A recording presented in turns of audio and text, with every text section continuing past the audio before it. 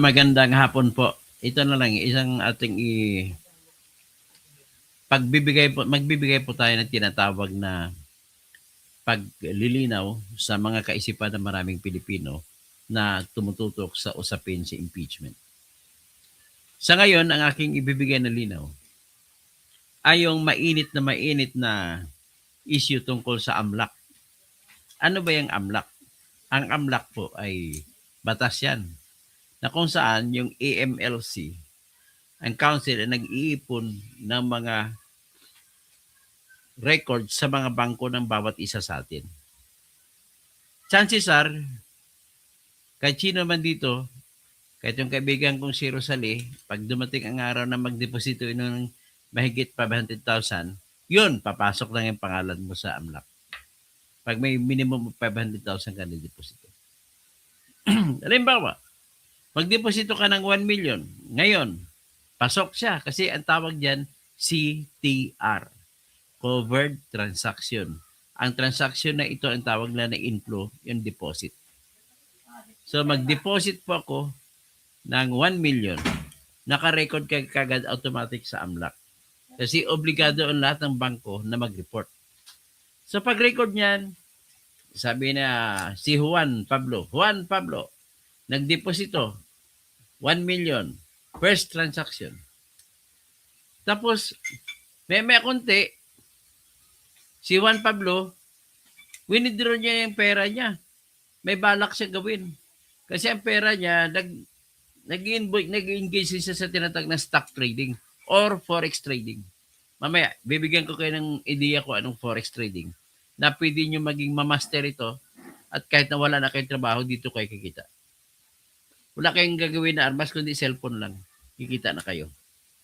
Pwede kayong kumita hanggang 10 million, hanggang 100 million dahil sa cellphone nyo lang. Pero anyway, saka na natin pag-usapan yan. Ang importante, si Juan Pablo nagdeposito 1 million. Halimbawa, ang account sa BPI. Halimbawa, sa BPI Mama Sapano. Ngayon, sabi ni Juan Pablo, ay, magpupusta ako sa parang sabong din kasi yan yung mga forex trading, saka mga stocks trading. So, withdraw ako para itataya ko. So, withdraw niya, 1 million din. So, pag-withdraw niya, automatic pupunta ngayon sa AMLAC. Naka-record. Juan Pablo, 2 transactions, 2 million. Running total lang yan. So, ibig sabihin, tinototal ng AMLAC ang withdraw, deposit. Magkano total? Tapos, kinabukasan na pag laro niya ngayon sa... By the way, pwede kayo makapaglaro ng stock trading sa inyong GCash. GCash na may stock trading yan. Pwede rin kayo maglaro dyan sa bond. Invest kayo sa government bonds. Dyan din. So, binibigyan ko lang kayo ng idea kung explore yan. I-click nyo lang yung save na feature ng GCash. Andyan na lahat ng klase mamimili ka. May stocks trading, may cryptocurrency, may Bitcoin. Lahat-lahat andyan po. Anyway, proceed tayo. Nanalo ngayon si Juan Pablo ng yung investment niya sa forex na 1 million ay naging umangat ng 200,000. So 1.2 million. Dineposito na ngayon ang 1.2 million, pangatlong transaction niya, deposit. So, automatic pupunta sa AMLAC, 2 million plus 1.2, 3.2 million na. Tapos 3 transactions nakalagay. Tapos kinabukasan, gusto niya maglaro ng stocks trading, nag-withdraw siya uli ngayon. This time, ang pera niya, 1.2 million. Withdraw niya ang sabihin niya, 1.1 million. Ilaro niya sa stocks trading. So, magre-record yung pang-apat na transaction. So, 1.1 plus 3.2, magiging 4.3 million na ang kanyang nakarecord sa kanyang AMLAC. Ganon po yun. Sibig tuloy-tuloy yun. So, halimbawa, meron kang 100 million, 10 beses ka 5 beses ka kung may 100 million ka, 5 beses ka nag-deposito, withdraw, deposito, 100 million na pera mo. Pang-5 mo, pag-una, withdraw at deposit, 100 million transaction mo sa AMLAC. Pag-withdraw mo, plus 100 million, maging 200 million ang transaction mo sa AMLAC. Pag-deposit mo ulit, 100 million, maging 300 million, 3 transactions ka na. So may 300 million ka na nakadeposito sa AMLAC. Pag withdraw mo uli, maging 400 million ka na transaction sa AMLAC. Pag deposit mo uli, maging 500 million ka na. 10 beses hanggang maging 1 billion. Akala ng tao, bilyonaryo ka. Ganun po style ng iba ng mga naglalaro sa leveraging. Halimbawa, may kaibigan ako, si Giler. Gusto niyang umutang, may resort siya. Gusto niya ipatayo yung mga ganang resort. Ang problema, ang lupa niya mukhang mahina pang value sa per square meters. So, ang gagawin niya, umabot yan, pwede niyang i-deklara na mas mataas ang kanyang lupa at para pautangin siya ng bangko, kailangan ipakita niya yung bank accounts niya. Pag pinakita niya ngayon, umabot na 1 billion, pabalik-balik, aba, pwede pautangin, sabi ng mautangan ng bangko. O sige, utang ka. Pero hindi nila alam, 100 million lang ang kapital mo, pabalik-balik, akala, bilyonaryo ka. Ganun po maglaro. Ang mundo ng pera, sa totoo lang, nagagamit po rin sa tinatawag na daya sa diskarte. Ang tawag niyan, spekulasyon. So, ngayon, pwede rin, hindi ko rin sinasabi na hindi nagnakaw si Sarah at si Man Scarpio.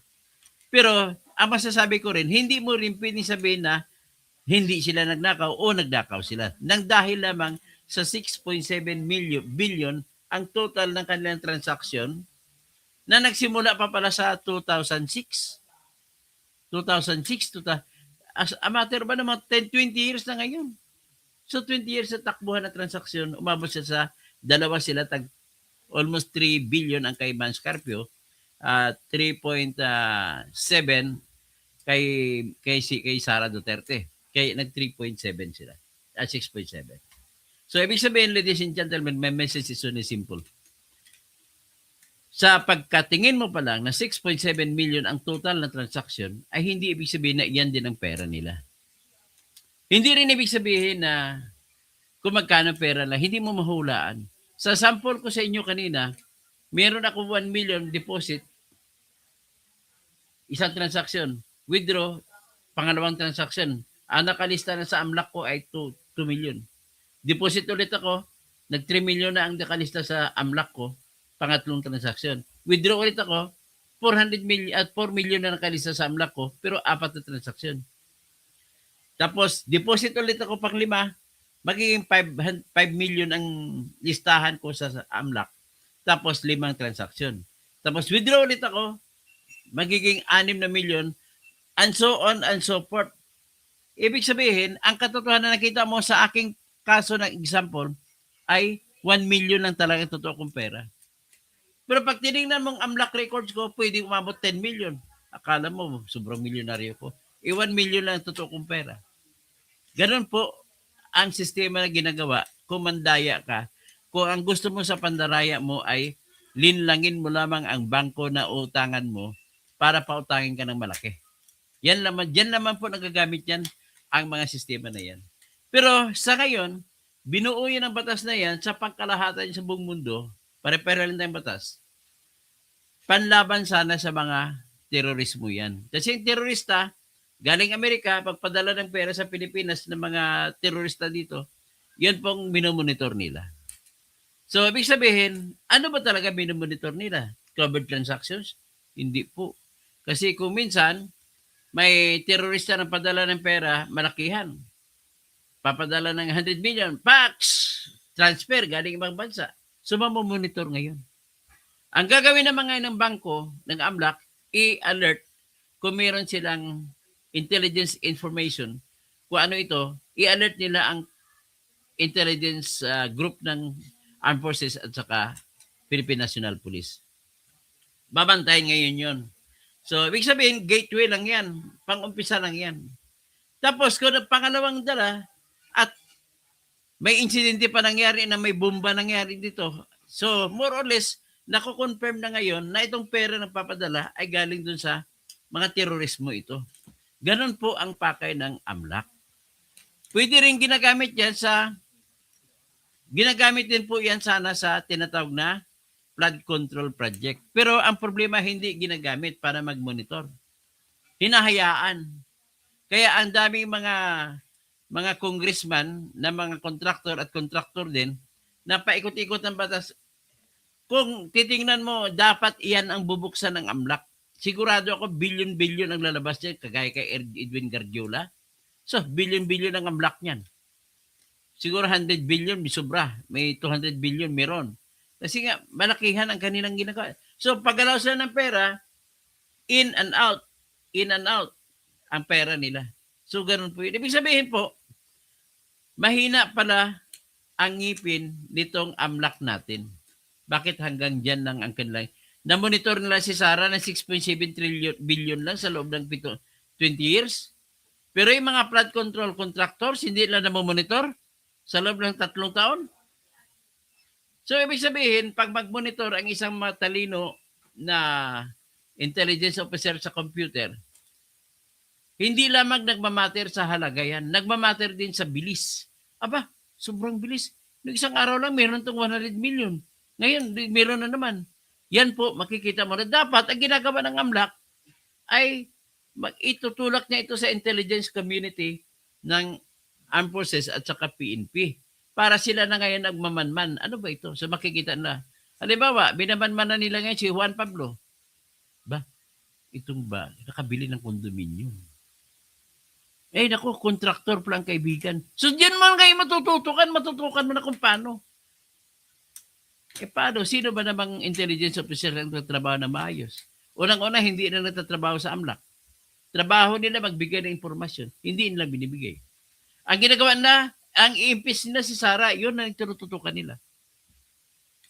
Kaya, nung kumaso ngayon, si Attorney Mans Carpio, na asawa ni Sara Duterte, ay nagpapanik, kani-kanya silang sigaw. Eh, hindi kami matatablan sa kaso kasi impeachment ito. Ganon sila lahat. Pare-pareho ang tono. Pati yung mga nagkukunwaring magaling abogado ko, no, kagaya kay Kapunan, nagsasalita na pabor sa mga grupo ni Luistro, ni Dilema, ni Chelo Jokno. Sino pa? Si Ridon. Alam mo, mga ito nag-ipon-ipon. Hindi naman ako naniniwala na mga bobo ito. Di ba, Giler? Matalino ang mga ito. Kailan talagang sinadya na gawa kasi ang pakay nila simple lang. Gibain lang si Sara. So, 2 bagay ang pag-iba nila kay Sara. Magigiba nila sa mata ng tao na kahit pwede pa siyang tumakbo, matatalo siya. Yan ang unang pakay nila. Sa pangalawang pakay nila ay kailangan matanggal siya, hindi siya dapat makasali sa eleksyon. So, the only way na hindi siya makasali sa eleksyon is gagawin na guilty si Sara sa tinatag na kung anong akusasyon ng impeachment. Maaring nawala ng tiwala ng tao sa kanya, maaring may bribery o suhulan, maaring mayroong mga malversation o pagnanakaw ng pera ng gobyerno. Yan mga akusasyon na binubuo na. At may isa pa, may grave threat pa.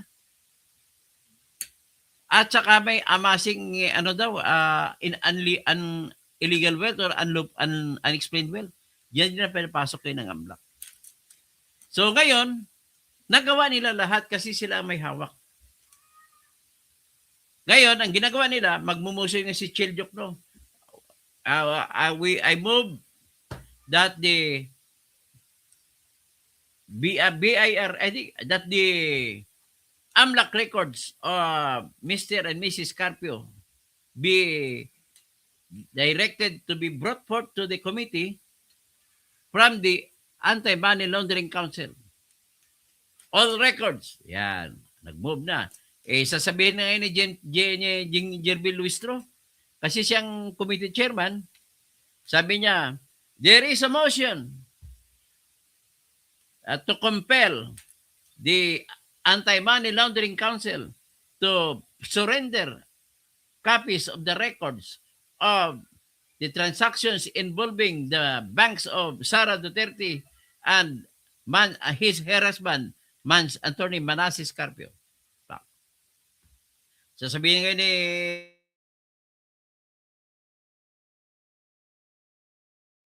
tarantada to. Gusto ko sampalin tong si Luistro to. Sino mag-object? Kayo lang naman lahat. Walang kontrapartido. Walang kakampi si Sara, so walang mag-object. So sasabihin niya, there being none, the motion is approved. Pang! Lahat, pati kay Ridon, pinasabi ng BIR, there being no objection, the motion is carried. Bang! Sinasamantala ninyo ang kapangyarihan sa inyong kamay. So, delikado po kayo, kayong klaseng ugali ng tao nagpapakita na kung kayo po maging hari at reyna, balang araw, ay maraming mamamatay na tao sa kaharian. Kasi kita mo na, ganun ka abuso kung gumawa. Wala man lang tinatawag na pagrespeto sa pangalan ng patas na laban. Diyan sa patas ng laban, nagsimula yung tinatawag na due process. Patayin niyo ako, pero pakinggan niyo muna. Dapat ganun ang inobserve. So, pero sa ngayon, nang nakasuhan na sila ni Mans Carpio, lahat sila nagpapanik, nagsasalita, hindi ako pwede kasuhan. Kasi bakit? Hindi naman ako sakop ng Bagsik Resilo. Kasi impeachment ito. Kasi eksaktong salita sa Bagsik Resilo, ang lahat ng mga bangko ng tao sa Pilipinas, Pilipino ka man o hindi, protektado ang iyong bangko. Hindi pwedeng usisain ang bangko mo. Mayroon ng konting exception. One of this is cases of impeachment. So ngayon may tanong. Dapat ba na meron kayong impeachment proceeding ay sapat na dahilan para ma-exempt? Ang sagot ko po dyan, hindi. Bakit? Ang batas, pumapayag lamang na buksan ang mga bangko kung may kasong impeachment. Hindi ba impeachment ngayon? Sagot ko, hindi po impeachment case yan. Impeachment proceeding pa lang yan. Iba yung proceeding, iba yung case. Kung may sampa na nila sa Senate impeachment court, saka palang tatawaging case, impeachment case. Intindihan nyo?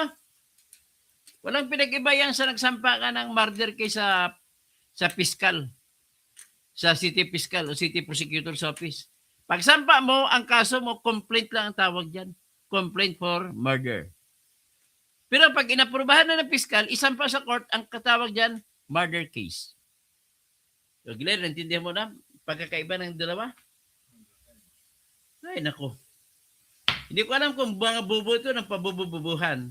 Ginamit ang karapatan ko nila na hindi naman lang naintindihan.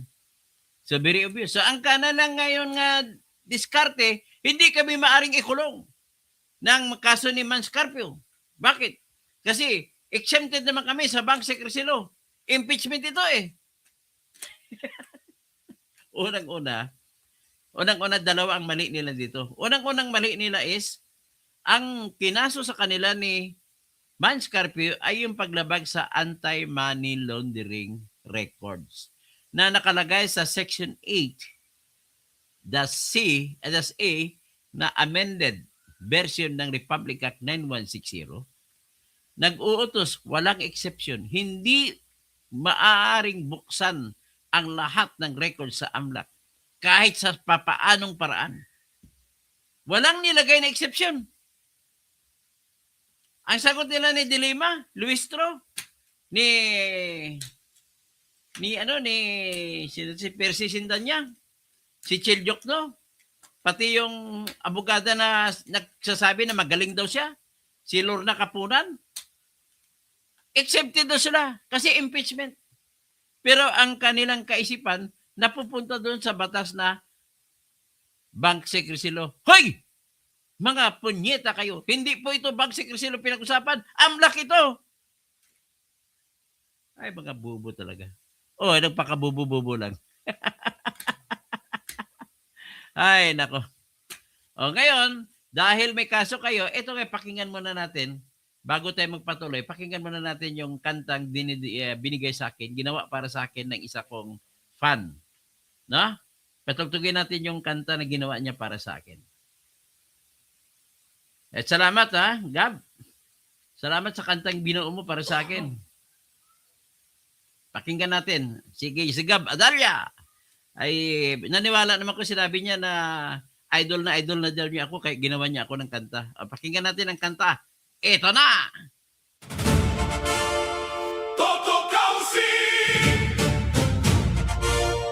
tirador, kaibigan ng lahat, tagapagtanggol ng mga naaapi. Kakampi ng mamamayan, laban sa mga tiwaling tao sa lipunan. Toto Tirador, walang sinisino, mabuting kaibigan, mahirap na kaaway, walang takot isigaw ang katotohanan. Buhay niya itataya para sa inang bayan. Toto Tirador. Yan ha. Okay, ulit kaya.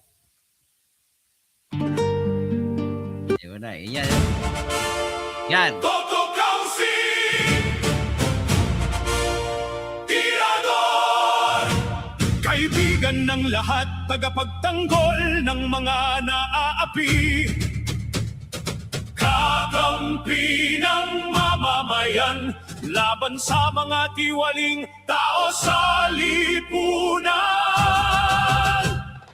Toto Tirador, walang sinisino, mabuting kaibigan, mahirap na kaaway, walang takot isigaw ang katotohanan. Buhay niya itataya para sa inang bayan. Toto Tirador. Yan ha. Okay, pa tirador tayo eh. Titiradorin natin ang lahat ng mga lahat ng mga tiwali. Ito naman, papakinggan naman natin yung isang pangkanta, binuo ko yung lyrics, pero yung musika hango sa kanta ni Jiki Dabajo. Ito po yun. Ang title niya, Lampas Buwan. Di ba kay Jiki Dabajo, buwan ang title ng kanta niya? Sa akin, Lampas Buwan. Lampas Buwan to.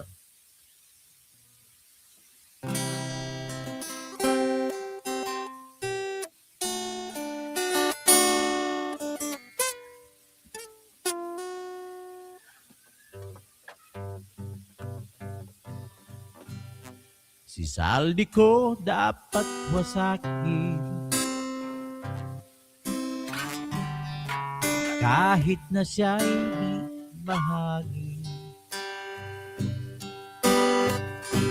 Siya kayong igigisa, sana ay katayin na. Sa'y napakaraming nakaw, lampas pa sa buwan. Pakinggan mga taong humihiya sa nakaw lampas buwan. Ayokong mabuhay ng malungkot. Si Saris kaya lang masaya. Nagpakasa sa hanggang sa pagtanda. Halina tayo'y tumiga. Siya'y napakaraming nakaw, lampas pa sa buwan. Pakinggan mga taong umiiyak sa nakaw lampas buwan.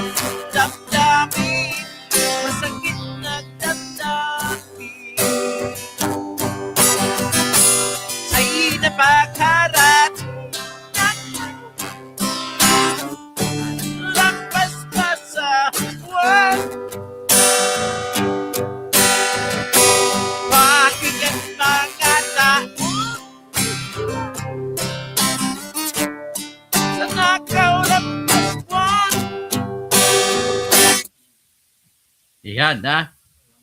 Mga nakaw na lampas buwan, doon tayo nadadali. sa, sa, ito, bali, ibigay ko naman sa inyo ngayon itong isa pa. Dito natin makikita kay si Lord Jordan Swan, congressman ito sa Cagayan de Oro City. Dalawa silang congressman sa Cagayan de Oro City. Ang isa si Rufus Rodriguez. Ang isa si Lord Jordan Swan. Pakinggan natin ano masasabi niya patungkol dun sa AMLAC. Okay.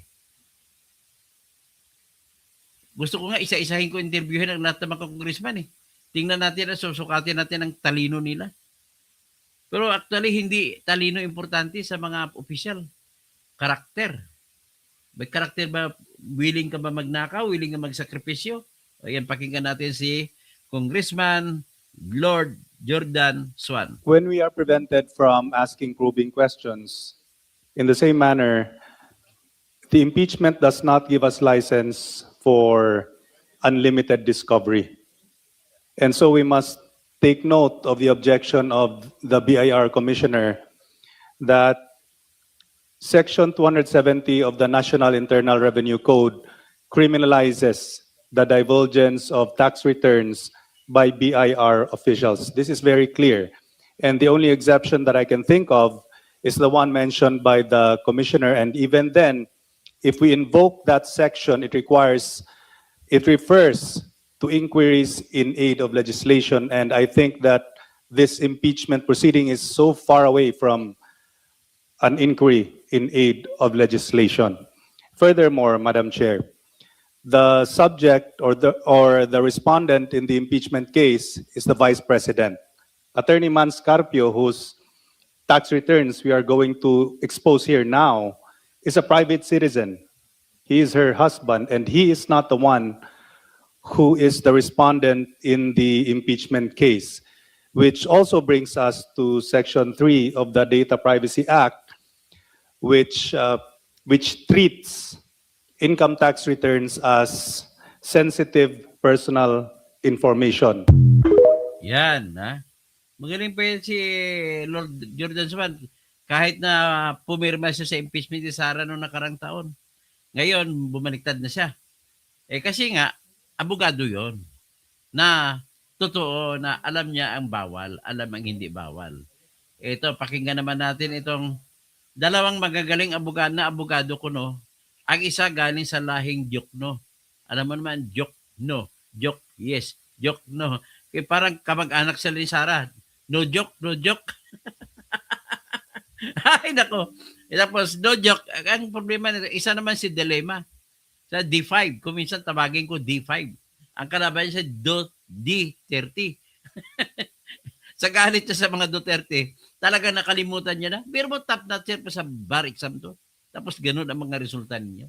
San Beda product ito. Kasi kung saan ang galing si Digong Duterte. So pakinggan natin itong mga, sabihin na natin, uhaw sa dugo.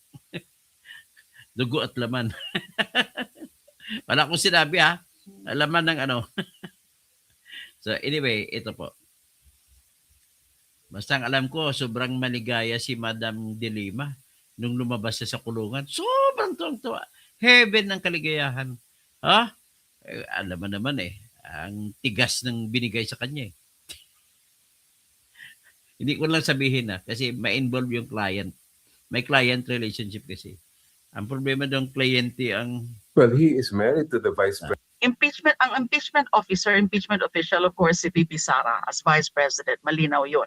But syempre, kailangan din tingnan yung mga joint na mga mga dealings and joint na mga transaction nila, joint nila na pag-aari. Kasi nga, conjugal ito, mag-asawa sila. Wala naman tayong impormasyon na hindi na sila mag-asawa. Wala naman tayong impormasyon na na-annul na yung marriage nila. Wala tayong impormasyon na meron silang legal separation. Mag-asawa po sila and therefore conjugal ang mga assets na yan. Yan para sa pagsasalita mo. Kailangan mo pa rin usisain kung anong klase yung pag-aasawa nila. Di ba, kaibigan mo si Kiko Pangilinan? Si Kiko Pangilinan at saka si Sharon Cuneta ay mag-asawa. Pero, ang kanilang kasunduan bilang mag-asawa ay hiwa-hiwalay. Hiwalay ang puti sa dikulor. Ang kayamanan ni Sharon ay hindi pwedeng mapunta na magiging kayamanan din ni Kiko. Ang kayamanan ni Kiko ay hindi rin pwede mapunta na magiging kayamanan ni Sharon. So, ang punto ko rito is, not all who are married with each other have that regime of not conjugal partnership of gains, but absolute community of ownership. Na ang pag-aari ni Mrs. ay pag-aari din Mr. Ang pag-aari ni Mr. ay pag-aari ni Mrs. Como fact of life na hindi pwede ganun. Ang isa pa example dyan, si Corina Sanchez at saka si Marujas, hindi pumayag si Judy Araneta na makasal na hindi muna pipirma si Corina na tinatawag na absolute separation of property. Yan ang tinatawag na prenuptial agreement. So, bago sila kinasal, kagaya kay Kiko at saka Sharon, nagkaroon muna sila ng agreement na hiwa-hiwalay ang puti sa dikulor. So, ang kayamanan ni Marujas ay hindi pwedeng magiging kayamanan ni Corina Sanchez. Ang kayamanan ni Corina Sanchez ay hindi pwedeng maging kayamanan din ni Marujas. So, big sabihin, given that perspective and possibility, it is incumbent upon you, the members of the Committee on Justice, to give justice to all men. And the only way for you to give justice to all men is for you to be fair and for you to entertain the possibilities. Paano kung ang pag-asawa pala ni Manscarpio at ni Sara ay separation of property?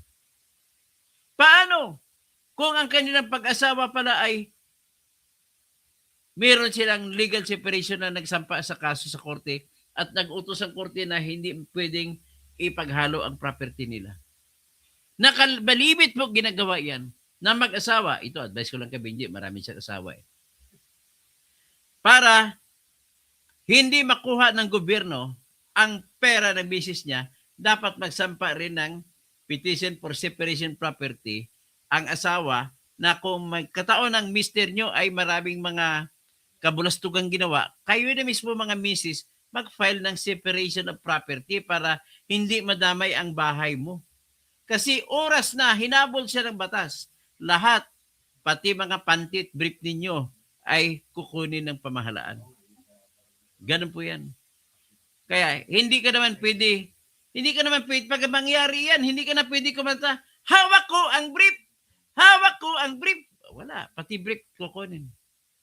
Ganun po yun. So, ina-advise ko lang sa inyo. Ibig sabihin po, Madam Senator, dati Senator, ay hindi mo ginagamit ang utak mo na bartap na tserka. So, ngayon, sana, tinanong mo muna, ito bang pag-asawa ni Manscarpio at ni Sara ba ay absolute community property o legal, mayroon silang prenuptial agreement? Kung may prenuptial agreement, si Sara at si Manscarpio, ang tax records ni Manscarpio ay hindi kasama sa tax records ni Sara Duterte. Ibig sabihin, kara-karaka, padalos-dalos kayo. Wala kayong excuse me na tinatawag. So, kaya si Vilma hapon, didiis ka pala. Opo, didiis po ako. Kasi sa didiis lang marangal na pagkipaglaban. So ngayon, pakinggan natin ulit yung ginagawa ni Leila de Lima. So pwedeng tignan. Kumbaga po, pwede kasing itago doon sa private na asawa kung private person na Hindi naman public na asawa, meron private na asawa. Anong klase itong reporter magtanong? asawa. That's another thing. Tama ka. Yes. Pwede kasing Last itago. from my end, Pwede kasing itago sa asawa as a private. Isipan ni Leila de Lima ay ina-assume niya lang. Masyadong assuming. Ina-assume niya lang na si Sara at saka si Manscarpio kung mag-asawa ay hindi separation property ang kanilang pinili na sa pagpakasal. Kasi karapatan ng kahit sinong pumili. Nangyayari ang malimit sa mga mayayaman na mga lalaki, mayayaman na babae. So para hindi maghalo-halo ang kanilang kayamanan, ay may pirmahan sila ng prenuptial agreement na hindi pwede paghaluin. Okay? So kung may utang si Mister, hindi pwede sigilin si Mrs. Kung may utang si Mrs., hindi pwede sigilin si Mr. Ganun po yan. Tingnan Well, natin. he is married. Ito naman kay Chel Jokno. Anak ito ni Pepe Jokno na magaling na abogado nung araw Pero patay na. Siyempre, ito naman ang anak niya. Tingnan natin kung magaling ba. Well, he is married to the vice president, and they're under the laws that we have in the country. Their properties are communal. Yeah, ito pa isa pang bubo na ba dito?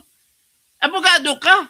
Na pwede mangyari niya na legal separation o di kaya absolute separation of property sa prenuptial agreement? Jokno ka. Dapat hindi ka pwede maging jokes kaya Jokno lang ang pilido mo No In nature. So there should be every reason to look into the properties of both spouses.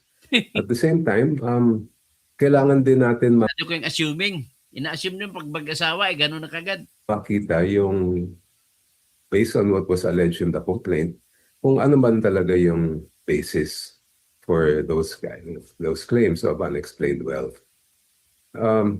Yun kaya ako, we will answer those allegations in the proper forum.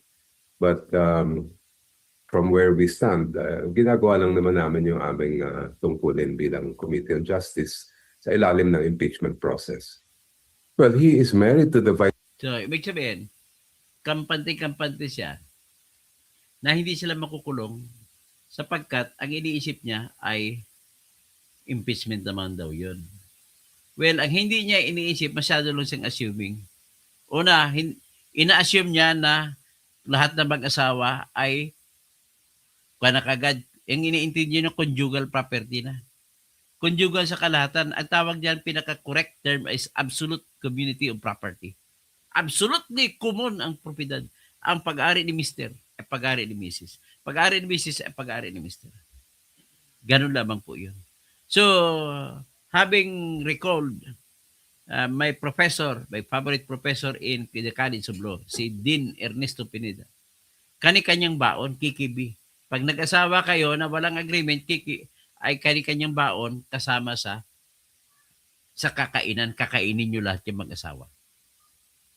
Yan ang explanation. Pero, hindi mo maialis na karapatan naman ng kahit sinong ipapakasal na magkaroon ng prenuptial agreement. Bago ikakasal, magpipirma mo sila agreement na ang property ni Sarah ay hiwalay kaysa property ni Mans Carpio. Ang property ni Mans Carpio ay hiwalay din sa property ni Sara Duterte. Ang isa pang hindi nila, padalos-dalos sila, dapat inalam din nila kung may mga property si Sara na minana niya kay Digong o kay nanay niya o galing Israel kasi ang nanay niya ay Jew. Bakit? Ganon din kay Mans Carpio, dapat inalam din kung may minana din si Mans Carpio. Kasi hindi po kasali sa conjugal property ang mga minana na property. Yung mga tumawag, yung mga ingay. So anyway, ganun lamang po ang aking masabi. Tapos ipakita ko naman itong mga iba na galing-galingan ng mga abogado.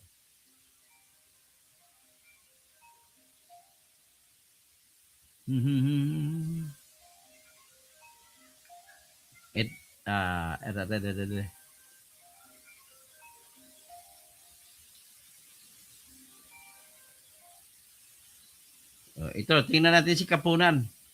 Nagmagaling-galingan na abogado. Walang kwentang abogada to. Nakalaban ko ito. Minsan, natalo ko siya. Ano bang kaso? Kliyente niya po si Janet Napoles. Kinasuhan ako ni Janet Napoles ng disbarment at saka libel. Naipanalo ko libel at saka disbarment. Laban kay Vice President Sara Duterte, makakausap natin sa Zoom ang veterano abogado na si Attorney Lorna Kapunan. Magandang hapon po, Attorney Kapunan. Magandang hapon sa iyo, Serena, at sa lahat ng mga nanonood at nakikinig. Thank you for joining us this afternoon. Attorney, very interesting ang nangyari ngayong araw. And Attorney Mans Carpio, kung napanood nyo, ay nagsampa ng kaso laban sa BSP, AMLAC, and even sa ating mga representatives. No, meron ba legal na basehan kung bakit hindi dapat isa publiko itong mga dokumento na inihain sa impeachment hearing? Ang nakita natin sa complaint no na ipa-file daw o baka na-file na sa Office of the City Prosecutor sa Quezon City ay dalawa daw yung violation ano. Una, violation daw ng Bank Secrecy Law at pangalawa, violation ng Data Privacy Act. No? Pero pag binasa natin, hindi ko alam kung ano yung batas na binabasa nila. Kasi ang sinasabi sa complaint na yan, yung Bank Secrecy Law daw, abs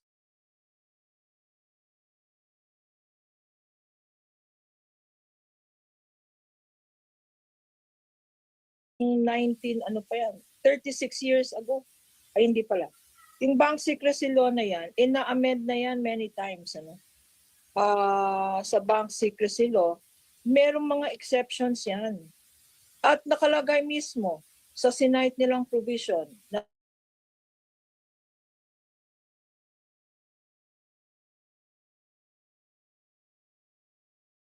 except nanliligaw. Hindi nga kasama rito yung Bank Secrecy Law. Ang pinag-usapan dito ay AMLAC Law. O, kita niyo mga nagaling-galingan? Kung hindi sila masita, ma-call out ng mga iba pang mas magaling sa kanila. Ladies and gentlemen, I just want to announce to you that I beat this woman, lady lawyer. They filed me 2 cases. Impeachment at saka libel. Hindi, disbarment at saka libel laban sa akin. Nanalo ako. Dahil client niya po si Janet Tapoles. Italo sila sa akin. Kasi ang kaso ko noon, Benji, kung bakit nila ko kinasuhan. Nangyari po na ako nakascope, ako lang nakakaalam. Nahalukay ko ang Tumblr account ni Jeannie Napoles, anak ni Janet Napoles. Nung nahalukay ko doon, ko nakita lahat, ang dami. Meron pa siyang sa Ritz Tower, kumpleto. Tapos lahat, may lahat ng mga binili niya mga mamahalin nandun. Pati yung lagi kung saan magkukonsert si Justin Timberlake, andun din siya. Grabe. Tapos, yan ang kinasulo sa akin, sinira ko daw ang puri ni Janet Tapoles. Kaya kinasuhan ako ni Attorney Lorna Kapunan ng libel sa Taguig City Prosecutor's Office. Kinasuhan din ako sa disbarment. Ang nangyari na pinatawag ako ng piskal. Sabi niya, attorney, kinasuhan ka? Tapos web disbarment ka? Hindi, i-dismiss namin to. Sabi sa akin ng piskal ng Taguig. Babaeng piskal, ma'am, nakalimutan ko na pangalan mo, ma'am. Ngayon, pasalamat ako sa iyo at nanalo ako. So, yan po ang kagaguhan ng ating bayan. Bakit ganun sa bayan natin? Ito, pakinggan natin si Jerbil Locarit Luestro. Ito.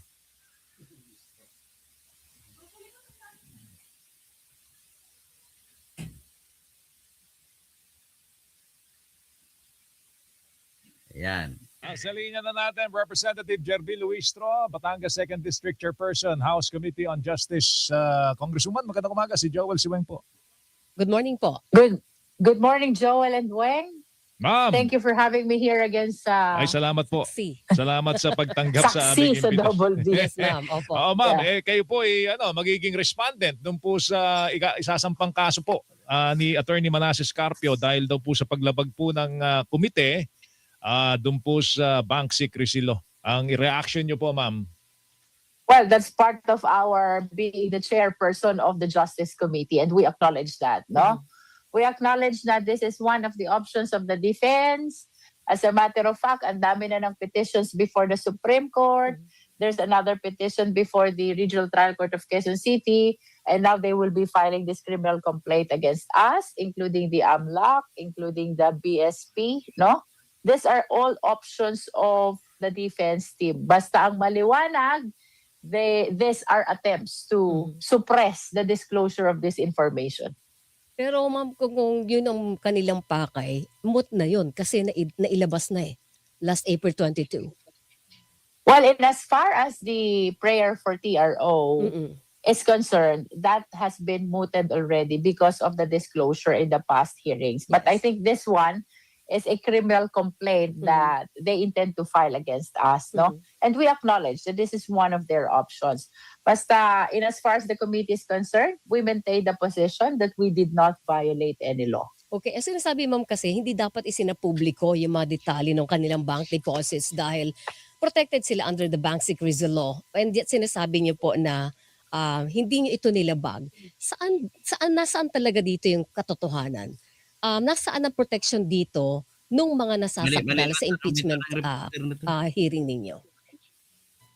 First and foremost, let us consider na ang haba ng deliberations on whether or not to disclose the AMLAC report before we proceeded to hearing the report actually of AMLAC, no?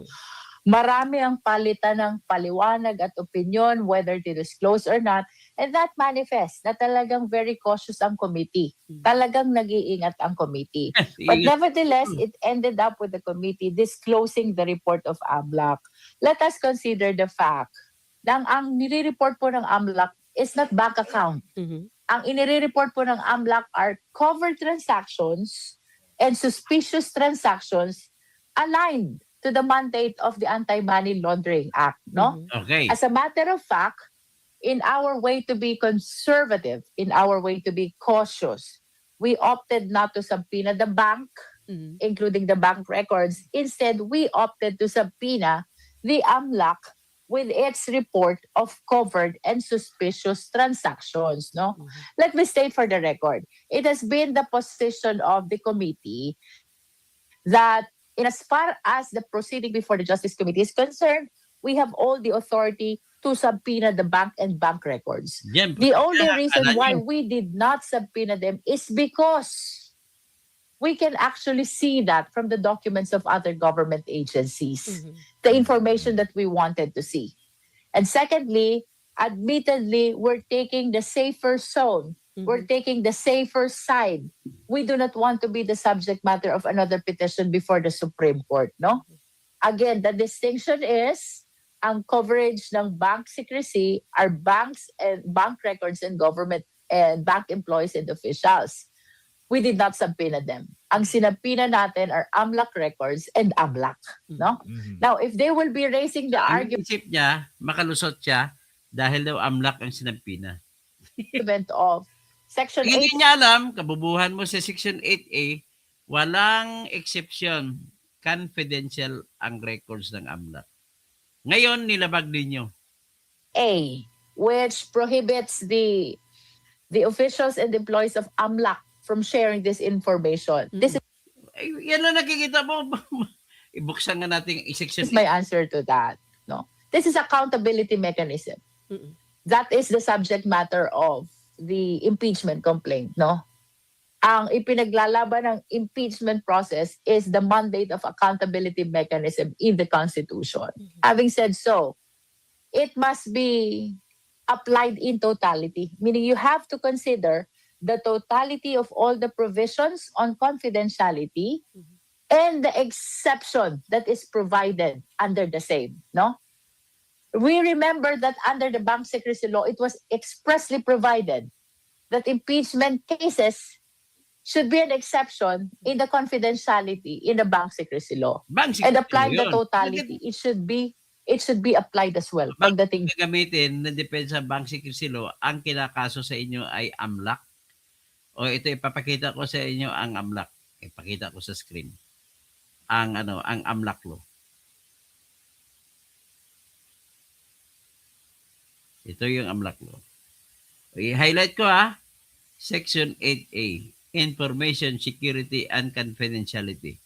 The AMLC or AMLAC or Anti-Money Laundering Council and its Secretariat shall securely protect the information received or processed and shall not reveal in any manner any information. Yes, sila na mga empleyado ng AMLAC ang pinagbabawalan. But then, nakalimutan mo na mayroon tinatawag na Section 14. Ito naman Section 14. Naka-highlight breach of information, security, and confidentiality. The punishment or imprisonment ranging from 3 years to 8 years and a fine of not less than 500,000 and not more than 1 million pesos shall be imposed on a person convicted for a violation of Section 9C or 8A on information security and confidentiality of this act. If the offender is a public official or employee, he shall, in addition to the penalties prescribed therein, suffer the penalty of perpetual or temporary absolute disqualification from public office, as the case may be. In the case of breach of confidentiality that is published or reported by media, the responsible reporter, writer, president, publisher, manager, editor-in-chief shall be liable also. So ngayon, ang kinakatwiran mo, wala kang pakialam, total na may bibilanggo, taga-empleyado ang AMLAC. But then, you forgot as a lawyer that there is such a thing as conspiracy. If you are a conspirator, kasama ka sa makonvict, kasama ka sa makulong. Sinasamantala ninyo, total sabi sa utak mo, sila naman makukulong, hindi naman kami. Ganon ang utak ng mga ang tawag niya, mga taong walang karakter. Hindi man lang kayo naawa sa mga taga-AMLAC na sila ikukulong, pero in-book na on record na kayo nagpatawag, nagpakuha. Wala silang kasalanan, kaya kayo makukulong. Kasi you caused these men to commit the act, an act that is punishable until 8 years, up to 8 years of imprisonment, and up to 1 million in penalty. Sino kayo magbabayad? Di kayo. Kagaya sa BIR, ang paparusahan ay BIR na official. Tapos kayo magbubukas ng records ng BIR, tax records. Hindi ko alam kung alam nila ang trabaho nila bilang congressman o hindi. Bakit ko natanong yan, Benji? Nagtanong ba sila sa sarili nila? Bakit mayroong bank sa Crisilo? Nagtanong ba kayo? Bakit mayroong sekreto na dapat ang mga tax records ng mga tao nagbabayad ay hindi mo pwede tingnan? Nagtanong ba kayo, bakit hindi hinahayaan na mabuksan ang record sa AMLAC? Nagtanong ba kayo sa katalinuhan sa likod niyan? Kung hindi kayo nagtanong or hindi nyo alam ang sagot, ibig sabihin mga bobo kayo. Bakit? Mag-usap tayo patungkol sa Bank Secrecy Law. Ano ang rason kung bakit may Bank Secrecy Law? Na kung tutusin dapat bukas, di ba? Number one na reason po ng Bank Secrecy Law ay para marami ang mahihikayat, kagaya kay Benji, na kaibigan ko, na magdeposito sa bangko sa Pilipinas. Ano ang kahalagahan ng deposito sa mga bangko? Ang kahalagahan po ay ganito. Ang ekonomiya ng ating bansa ay umaasa sa kung may mapapautang ang bangko sa mga negosyante sa buong bansa sa Pilipinas. Gusto magnegosyo ng nigiler. Ang meron siya lupa lang, wala siyang pera. Pupunta siya sa bangko. Ang bangko, sabihin ng bangko, mag-loan ka, wala po kaming pera ngayon kasi walang nagdeposito eh. Kaya dyan papasok kayo ang pag-encourage, pag-udyok sa mga tao na may pera. Kay si Hoda galing sa pagnanakaw yan, kay si Hoda galing sa flood control yan, kay si Hoda galing sa drugs yan. Walang pakialam ang batas. Kasi ang hinahanap ng batas, kailangan magpatuloy ang ekonomiya sa Pilipinas. Kasi ekonomiya, habang umiikot ang ekonomiya, diyan kumukuha ng buwis ang ating bansa. Imagine mo, kung may 1 million transaction sa isang araw, at ang kinikita ng Pilipinas halimbawa sa kada transaction ay 10 piso. Ibig sabihin may kinikita siya ng 10 million kada araw. Kung dahil lamang sa Bank Secrecy Law, maraming nagnegosyo, nagbukas ang 1 million, nagiging 20 million na negosyante. So, i-times 10 pesos mo. So, kada araw, maaaring maabot ka 1 billion na din na kinikita mo sa isang araw. Yan po ang katalinuhan sa likod kung bakit sinisikreto ang bangko. At hindi pa nagkasya. Sa panahon ni Marcos, kailangan niyang dolyaris. Walang magdeposito. Takot eh. Anong ginawa? Naggumagawa ng Foreign Currency Deposit Unit Law. na kung ipsidiyo, kung hindi peso ang dineposito mo, absolute, kahit isa, hindi pwede buksan. Kahit impeachment. Walang makapagbukas niyan. Bakit? Kailangan natin ng dolyaris eh. Wala magdeposito ng dolyar sa atin. Kaya, para tayong Switzerland nung araw. Na iniimbita kahit sinong kabataan sa mundo, pwede kayo magdeposito sa Pilipinas, basta dollar. Ganon po yan. Ganon ang katalinuhan dyan sa isip bakit mayroong bank secrecy law. O ngayon, nag-extend yung bank secrecy law. Lahat ng negosyante ay nagbabayad ng, tika mo na, lahat ng negosyante may paikot-ikot ang pera. So, para hindi sila, para may proteksyon itong mga negosyanteng ito, nagkaroon ng AMLA, pero binawalan ang pagbukas. Kahit anong pakay, hindi pwede buksan. Kaya para pati ang pera ng mga terorista ay papasok, gagamitin natin. Ganun po yung kaisipan dyan. Next, ang mga negosyante na mabubuo galing sa mga kapital sa bangko ay siyempre magbabayad sila ng buwis. Para mahikayat sila magbayad ng tamang buwis, kailangan nila ng proteksyon. Kasi kung magbabayad sila ng tamang buwis, makikita ng tao na mga kriminal, kikidnapin natin to. Kidnapin natin to. Kidnapin. Taas ng buwis ng gano'n, binabayaran. Ganon po yun. At saka, hindi pwede buksan kasi yung mga BIR examiner na number 1 corrupt sa BIR ay titingnan nilang records. Lalapitan na lang, bibigyan na lang letter of authority to examine. Ito naman si businessman, si Benji businessman, natakot kagad sa BIR. Naku, paano to? Maghatag na lang ako. May client ako na gano'n. Pinagalitan ko pero ayaw magkwan.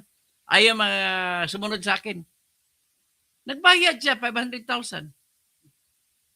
Kapalit ng tinatakot siya ng 3 million na sigilin sa kanya.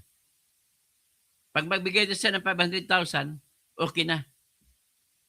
Ngayon, binigyan siya ng resibo kung ano naman parang compromise agreement sa BIR. Ang binayaran, 60,000.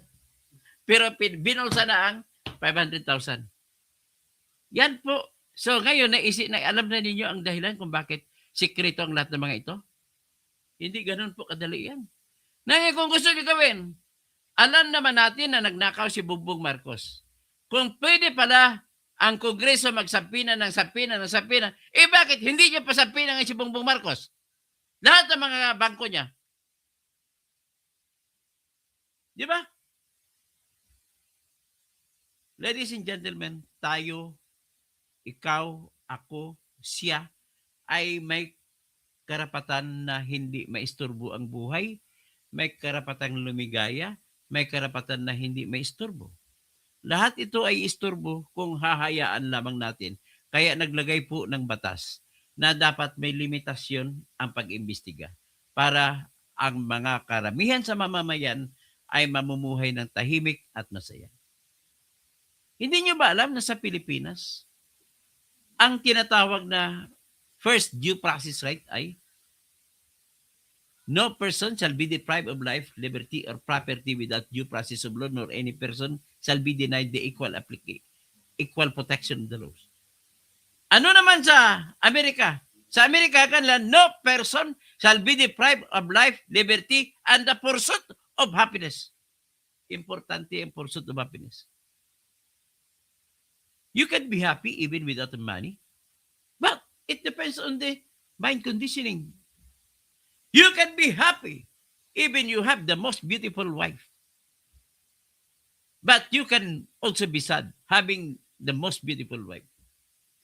The right to pursuit of happiness cannot be defined. Kaya yan po dahilan kung bakit sa ibang bansa, hinayaan ang same-sex marriage. Kasi yan ang kaligayahan. Babae sa babae nagpakasal. Lalaki sa lalaki nagpakasal. Yan ang kaligayahan. The law of happiness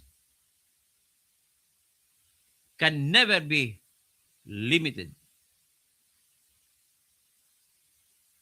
So kaya dito, pinapaliwanag ko lang sa inyo na hindi mo talaga basta-basta mapabukas ang kahit ano. Kailangan matinding rason, kailangan matinding kaso. Hindi yung fishing expedition ka, maghanap ka kasi galit ka lang. Sa totoo lang, na kwento ng buhay, galit lang kayo kay Sara Duterte. Kaya hinanapan nyo lahat ng butas.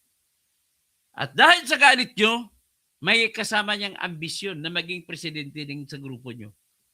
At nirecognize ninyo ang katotohanan that you stand no chance of winning the presidency come 2028 if you would allow Sara to be there. Kaya double-edged weapon ang ginawa niyo. Tirahin niyo na tirahin. Palabas yung mga ebidensya para sa impression ng mga tao ay corrupt si Sara. Na iniisip ninyo na kahit makatakbo pa siya, talo na siya dahil sira na siya. Tawag dyan ni Benji na kaibigan ko, reputational damage. And reputation has no price. You can say it is more than $1 billion. Ngayon, ang isang objective ninyo, kung hindi man ninyo ma-atim yan, at least baka magtagumpay kayo, mananalo kayo sa impeachment at bawalan na si Sara, tumakbo. Kasi makukonvict siya sa Senate. Ganon ang dalawang pakay nyo. But then, given the short period of time from today until May 2028, you stand no chance against time. Your enemy is time, not Sara Duterte. Bakit ko nasabi yan? Oras na pala. Sa sunod ko lang itakal yan na ang sunod na tackle ko, i-vlog ko, hindi nyo kayang pigilan ang pagsirit ni Sara sa pagka-presidente kahit totoo pa mga ebidensya nyo. Yan lang po. Magandang umaga po sa inyo. Magandang hapon sa inyo lahat. Edelbert Abinido. Sino pa? Marami. Sara Duterte toxic. Yan, nahawa na. I am proud to be a DDS. Kayo ang hindi proud. Dapat hindi kayo proud. Bakit? Kinakampiyan nyo si BBM na mali-maleta? Nag-away tayo sa gitna ng mamamatay tao na tinatawag ninyo at mamamatay maleta. Saan kayo? Mamili kayo. Sa trilyon-trilyong maleta o sa mga taong tinuturo niyo pumapatay na marami? Hindi natin mailis ang katotohanan. Yes, may mga namatay. Pero but we cannot remove the fact that it is true na minsan sa buhay ng Pilipino, 3 taon ay walang magnanakaw sa ating mga kalsada. Walang nagbibintahan. Wala lahat. Sa panahon ni Bangag, ay, siyempre, follow the leader. Ang leader Bangag din ang mga tao. Karamihan. Di ba? Parang naalala ko tuloy ang pare. Pero without offense to the Catholics, Katoliko din ako. Sabi ng pare, ang pare po bakla. Sabi niya, oh, kayo mga tagasunod, dati po to. Ni Joseph, dito kayo pipila, mag-Santa Cruzan tayo. Oh, pila, magparada tayo. Kayo naman, na tagapagsunod kay Mama Mary, dito kayo. At kayo naman, na mga bading, come, follow me. Ayan na nga, I end there. Okay, at hindi nyo matatalo ang Duterte. Bakit? I-discourage ko na kayo. Una, sa Mindanao, 90% na boto kay Duterte. Madi-discourage na kayo dyan. Sa Visayas, sabi natin 50-50. 50 sa inyo, 50 sa kay Sara. Hindi rin kayo mananalo. Tapos nag-away-away pa kayo, nag-agawan kayo kung sino ipapatakbo, kung si Leni, o si Risa, o si Trillanes. O sino kandidato ni BBM? Hindi man siya pwede tumakbo. Wala, mahina eh. Si Toby Chanko, hindi rin tatakbo yan. Si Romualdez, hindi na, sira na yan. Kaya, very clear lang tayo, usapang katotohanan. Masakit ang katotohanan, di ba? Yan ang katotohanan po. Kaya tumigil na kayo kung anong ginagawa ninyo. At hindi mapipigilan ng pagiging presidente ni Sara. Sa sunod na subject matter ko sa aking vlog, sasabihin ko sa inyo kung paano at bakit. Maraming salamat po. At paki-like na lang po para masundan.